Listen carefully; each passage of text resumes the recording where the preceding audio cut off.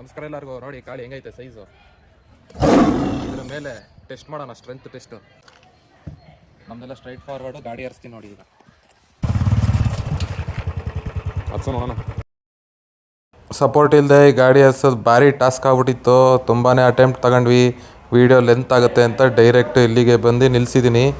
ಆದರೆ ತೂಕ ಎಲ್ಲ ಬೀಳ್ತಾ ಇದೆ ನೋಡಿ ಗಾಡಿ ಮೇಲೆ. ಏನೂ ಆಗಿಲ್ಲ.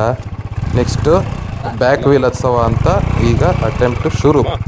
ಆ ಇಟ್ಗೆ ಯಾವುದೇ ಥರ ಹೆಲ್ಪ್ ಮಾಡ್ತಾಯಿಲ್ಲ. ಸ್ವಲ್ಪ ಹೆಲ್ಪ್ ಮಾಡ್ತಾಯಿತ್ತಿಲ್ಲ ಅಂತಿಲ್ಲ, ಆದರೆ ನೋಡಿ ಕಂಪ್ಲೀಟು ವೀಲು ಕುಂಬಳಕಾಯಿ ಕಾಳಿ ಮೇಲಿದೆ. ಕೆಳಗಡೆ ಎಲ್ಲ ನೀರು ಥರ ಕಾಣಿಸ್ತಿರೋದು ಅದು ರೋಡ್ಗೆ ಉಜ್ಜಿ ಅದು ಆಗಿರೋದು, ತರ್ಚಿರೋದಷ್ಟೇ. ರೋಡು ತೆರೆ ಇರೋದ್ರಿಂದ ಕೆಳಗಡೆ ತರ್ಚಿದೆ. ಅದು ಬಿಟ್ಟರೆ ಕಾಯಿ ಒಡೆದಿಲ್ಲ.